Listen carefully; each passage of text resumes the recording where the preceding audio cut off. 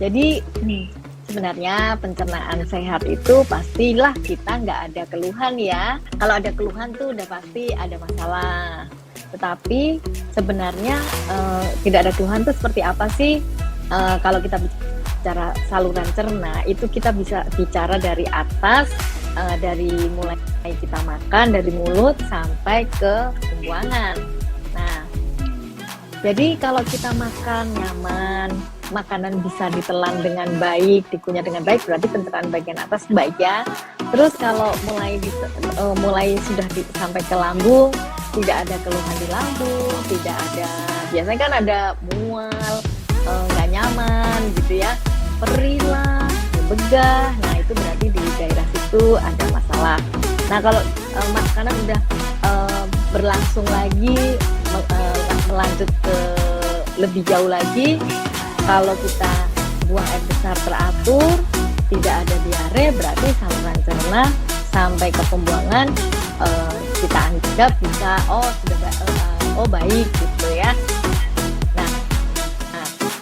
Jadi kalau nggak ada keluhan sehari-hari, jadi nyaman makan hingga buang air besar, berarti ciri-ciri itu adalah boleh dibilang ciri-ciri pencernaan yang sehat.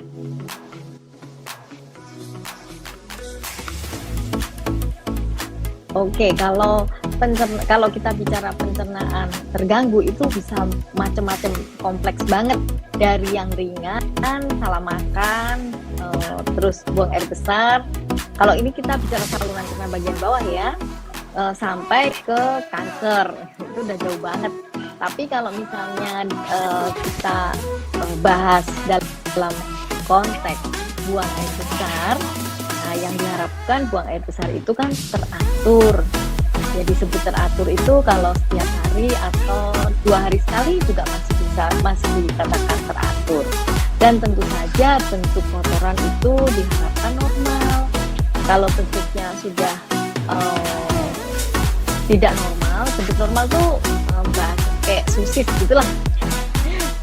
Karena kalau disebut bagus tuh kayak aneh ya, kita ngomong buang air besar bentuknya bagus gitu.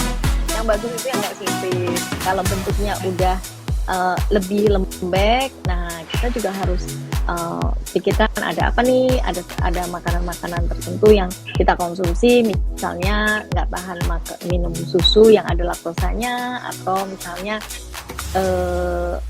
nggak tahan makan cabai, nah bisa juga jadi bentuknya jadi lebih cair, lebih lembek sampai cair ya. Tapi kalau bisa juga bentuknya seperti bakso keras gitu. Nah ini juga menyebabkan, ini adalah salah satu gejala sembelit.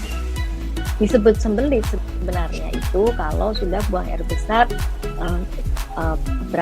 sekitar kira-kira lebih dari 3 hari udah nggak buang air besar, itu udah bisa dikelompokkan dalam sembelit.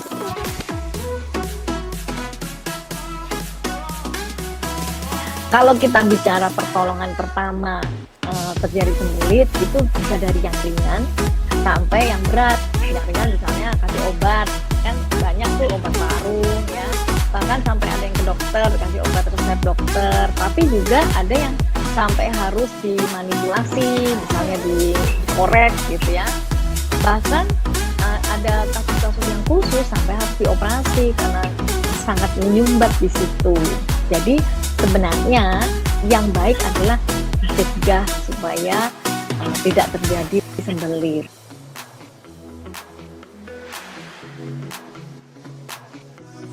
Nah, supaya pencernaan sehat itu tentu kita harus makan sehat.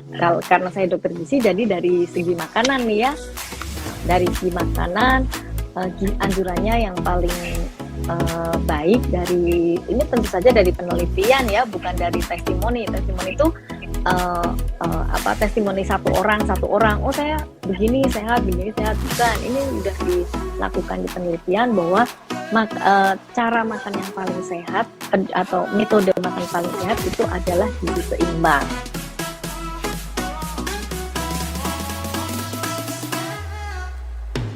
buang air besar supaya lancar, itu sebenarnya dari sisi gizi itu ada 2 hal yang harus dipenuhi. Satu, makan serat yang cukup. Serat itu dari sayur dan buah. Terus harus cukup air. Air itu bisa didapat dari minum, bisa didapat dari misalnya makanan-makanan yang cair atau minuman-minuman yang tidak hanya air putih. Nah, itu cukup minum dan cukup serat ya. Nah, kalau itu terpenuhi, kita berharap bahwa itu sudah bisa dijauhkan dari sembelit.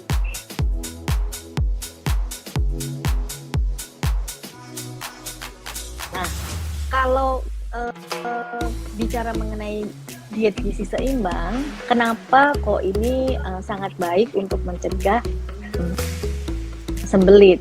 Karena dengan makan gizi seimbang itu terpenuhi jumlah serat yang dianjurkan. Jadi makan sehat itu sehari makan 3 kali, makan selingan itu 2-3 kali. Nah, makan 3 kali sehari, sarapan, makan siang, makan malam, itu anjurannya mengonsumsi sayur juga. Karena sayur itu adalah utamanya dari sumber serat yang kita konsumsi. Jadi dengan makan gizi seimbang berarti jumlah serat itu terpenuhi.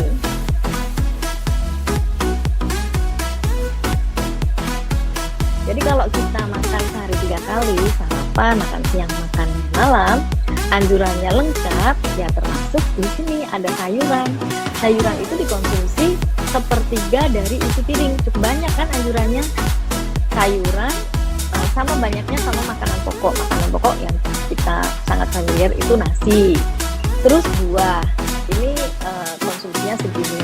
Sedangkan lauk itu konsumsinya hanya segini, setengahnya dari karbo. Sementara orang sekarang yang dikonsumsi itu karbonya dikurangi, lauknya ditambahi, sayurnya dan buahnya itu kalau inget aja. Nah, ini jadi seringkali jadi tidak tercukupi konsumsi dari serat.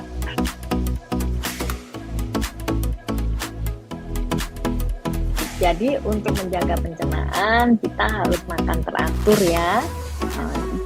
Anjurannya adalah gizi seimbang, makan sehari 3 kali dengan selingan 2-3 kali. Tentu saja kalau selingan adalah makanan yang tidak besar bentuknya, bisa saja susu atau makanan atau minuman bisa dipilih sesuai dengan selera.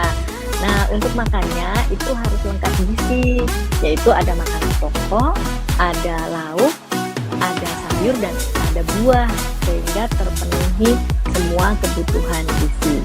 Dan jangan lupa minum harus cukup gitu.